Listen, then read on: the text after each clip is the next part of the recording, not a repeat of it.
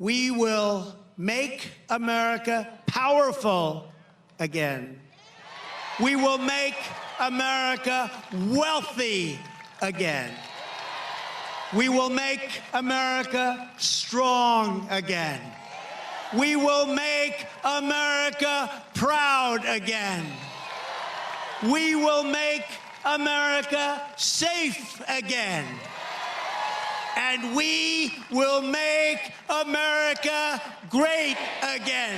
Thank you. What's up, guys? Boy, Benny. There's this famous Russian author named Alexander Solzhenitsyn who cataloged what life was like living under the Soviet Union. And he talks about these government propaganda and how the government apparatchiks worked. He called them sort of like a tapeworm that just infects the entire body of a country and poisons it, and most importantly, lies to the people. The famous quote is, "They know they're lying. We know they're lying. They know we know they're lying, and they continue to lie." The takeaway there is that without any type of ability to speak and see the truth, no one will ever be held accountable. And the government will just be able to continue on in a horrible, lying trajectory, destroying the country and destroying the people. And that is, of course, exactly what happened in the Soviet Union up until the very moment of collapse. And that is exactly what's happening in this country. As you can see, the very moment of collapse is here. This is the direction of the country, according to Real Clear Politics. I love Real Clear because all they do is just take all the polls and they just smash them all together, right? They're not biased. They just shove all the polls together. So is the country going the right direction or the wrong direction? The spread is, and red is very bad here, bad direction. The spread is 50% more people think it's going in the wrong direction than the right direction, right? So negative. So it's going in the wrong direction, negative 40 points on average. Some of them up to 50 points on average. Not percentage, points. Wrong track, right track. So this is the actual polling here. Wrong track, right track under Joe Biden. Joe Biden they're never even able to cross that threshold, no matter what they do. Wrong track. You've never seen anything like it. This is crazy, actually. You can see here that there were some times when the country was on the right track, and some of those times were actually during the Donald Trump presidency. This is some of the closest you get right here, where people are saying that, hey, we're on the right track. Now the gap is just blown wide open. It's so blown open that lifelong Democrat Stephen A. Smith, somebody who we've obviously ripped on this channel, somebody who has been sort of a woke lib, they're saying, wait a second, you're lying, right? It's the Soviet problem. You're lying. We know you're lying. We know you're lying. Is somebody going to say anything? Stephen A. Smith's actually saying something. Stephen A. Smith calls liberals cowards for lawfare against Trump. You're scared that you can't beat him. Stephen A. Smith, full blast weaponization against Donald Trump. They're clearly politicized this thing with Donald Trump because they can't come up with a strategy to offset the momentum. That is completely correct. They cannot beat him on the issue, says Stephen A. Smith.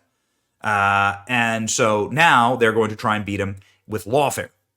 Now, we've covered a great deal about what an unbelievable trash case this New York case that's being brought against Donald Trump is. It's a misdemeanor case. It's outside of the statute of limitations. They have to bootstrap it into a felony. They can't do that. There's no underlying crime. Stormy Daniels says it didn't happen. But it's just getting Trump. And finally, people are straight up saying it. To my liberal friends out there, says Stephen A. Smith, what you're doing is showing that you're scared that you can't beat Trump on the issues or the merits. This is why Trump keeps saying this is a political campaign against me. They keep saying they can't beat me in an election or the polls. The only way to do it is through lawfare. This is correct, ladies and gentlemen. Stephen A. Smith going on to say, if you don't put him in jail, and he goes from the presumptive nominee to the official GOP nominee, then he goes to the polls, people are going to effectively say, we're voting for Nelson Mandela, right? We're voting for the man that the system is trying to put in prison just to prevent us from voting for him. They've done everything to stop us from voting for this man, and there must be something to him, right? And you're seeing that now actually in all of the polls, swinging in Donald Trump's direction. Here's Stephen A. Smith. making this point. When I think about Donald Trump, I think about this case in New York. I mean, I'm looking at the Democrats right now. And again, primarily, I have voted Democrat throughout my life, but I'm utterly disgusted with what I'm seeing because it seems to me that they're trying to use the law in the courts. They've clearly politicized this thing with Donald Trump because they can't come up with a strategy to offset the momentum he's clearly gained. In at least 5 polls, he's up. He's up in the polls over Biden, at least 5 polls that I counted. That's the reality of the situation. Despite the counts against them, the indictments against them, being impeached twice and all of this other stuff, he is the presumptive GOP nominee. And you don't seem to have the issues in your favor, you believe. So because of that, you're going to manipulate the system as best as you possibly can to avoid him possibly running for re-election again. That appears to be their strategy, but I'm here to tell you, it's not working. Interestingly enough, Stephen A. Smith is joined by his leftist colleagues on CNN, of all places, talking about how Donald Trump is actually more popular now than he was 4 years ago. Donald Trump is, in fact, better liked than he was 4 years ago, and is better liked than Joe Biden is right now. This is actually quite shocking as it pertains to CNN's own pollings, but here it is, ladies and gentlemen. This is viewed favorably across Georgia, Michigan, Pennsylvania, Wisconsin.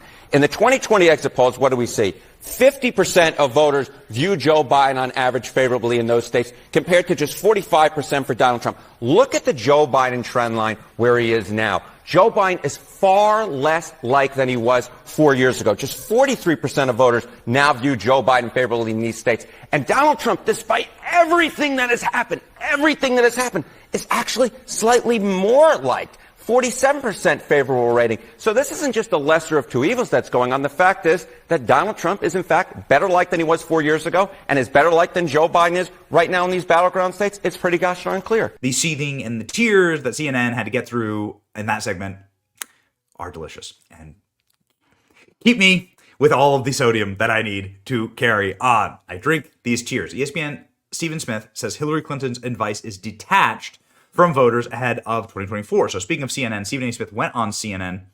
There's a lot of media, man. And said that Hillary Clinton lost the election to Donald Trump because of exactly what they're doing right now in 2016. This is probably like my favorite takedown of Hillary Clinton over the past couple of weeks, as Hillary Clinton told voters to get over yourself during a TV appearance. And you got to vote for Joe Biden. So she says, get over yourself. Amazing how it's gone from like people asking for your vote, how it's gone from like asking and like campaigning and convincing people to shut up, like do what I say, put a gun to your head, noose to your neck if it's Hillary Clinton, right in the jail cell. Like do what I say. It's amazing, truly, metaphorically, of course. Here's Stephen A. Smith putting Hillary Clinton on blast. I don't think it was a very wise statement on her part. How did that work out for her in 2016? I think that's something that we have to recognize. Yes, she won the popular vote, but at the end of the day, she wasn't the president of the United States. It was him.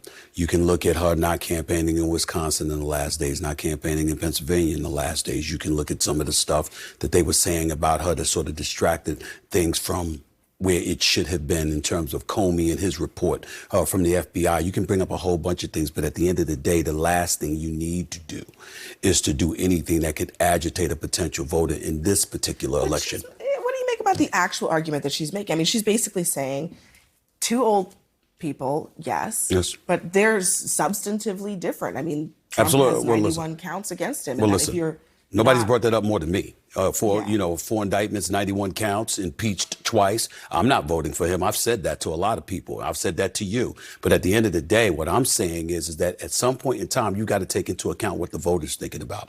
The voters, a lot of them out there, tens of millions of them out there, by the way, don't care what he's going through right now. They don't care about his guilt or innocence, his perceived guilt or innocence. They don't care about the 91 counts. They're thinking about their lives. And a lot of times we see politicians taking the positions that they're taking, and And while we can respect their candor and their honesty, they do seem a bit detached at times from what the voters are actually feeling and what the voters are actually thinking. Nobody wants to hear that from Hillary Rodham Clinton at this particular moment in time, because especially if you're Joe Biden, what are you really worried about right now? You're worried about folks coming to the polls. You're worried about them showing up to the polls to vote for you. You're not worried even about them voting for Trump. You're worried about them not showing up to vote for you. Some of the biggest MAGA accounts are saying we should be very thankful for Stephen A. Smith in a time like this.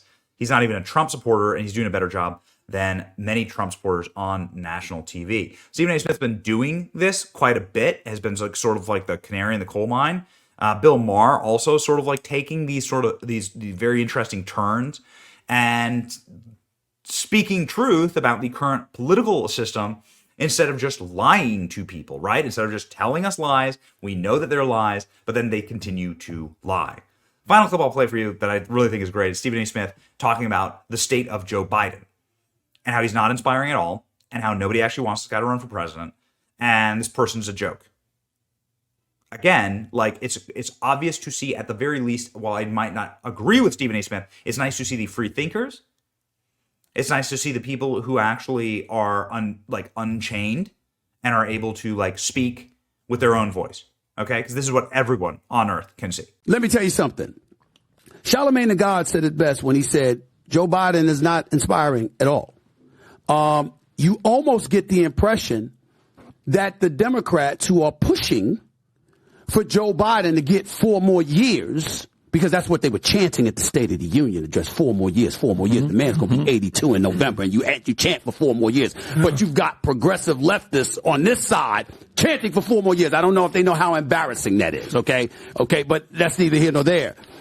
The point is that when you're doing that, I'm looking at them, and I'm saying to myself, come on now. This is utterly ridiculous. You think this is going to get it done. But I tell you what I'm starting to suspect. They don't know if Joe's going to last 4 more years. And all they care about is that he gets through Election Day and the inauguration.